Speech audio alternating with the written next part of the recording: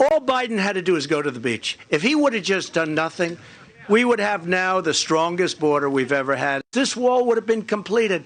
Within 2 months, everything could have been completed. It would have been painted, not sitting there rotting and rusting. It would have been perfecto.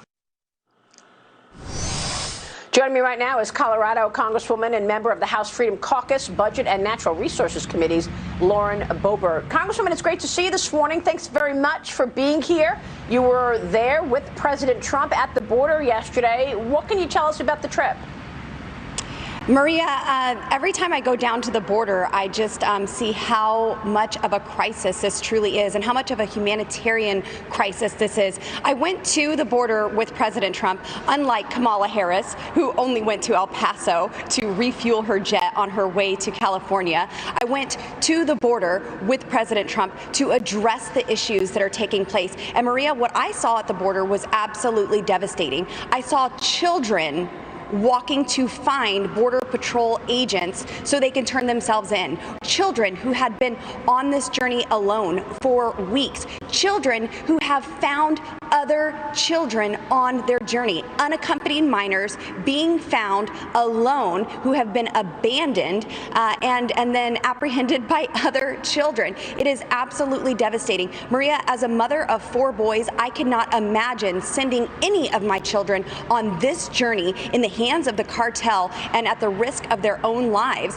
This administration and their policies are encouraging this surge.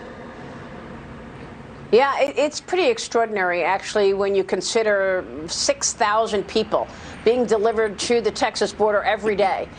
And the decision on who comes and who doesn't come to America is right from the criminal cartels. I keep just saying this is astounding. It's the criminal cartels deciding who comes into America and who doesn't.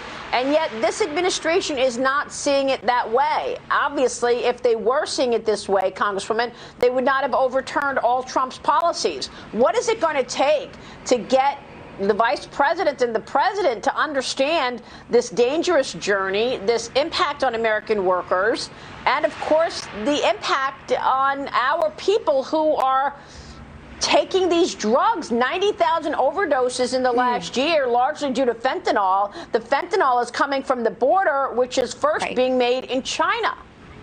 Right.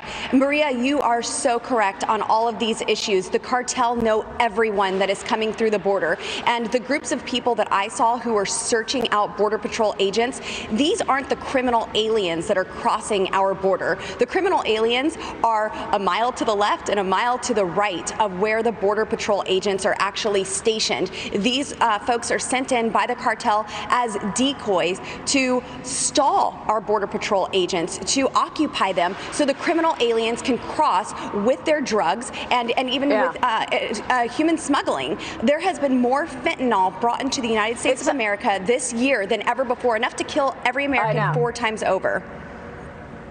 Oh, my God. Congressman, real quick before you go, speaking of policy, what did you make of AOC and other Democrats basically saying it's the Republican fault that the police were defunded? This is typical Democrats 101. They say something and then they put it on Republicans as though Republicans were the ones touting it all along. They have been shouting to defund our police for more than a year while we proudly stand with our brave men and women in blue. Yes, I know that. Congresswoman, it's good to see you this morning. Thank you so much. Lauren